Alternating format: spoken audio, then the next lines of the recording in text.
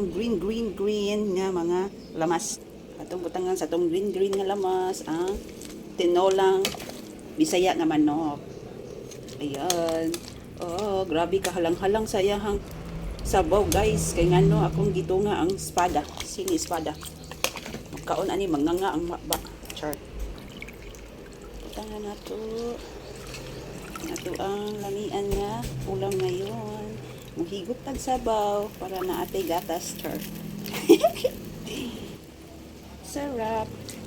So yummy. Tara mga unataani, ato lang papugalan. Dayon may kaunat sa sarap ng ating ulam. Super.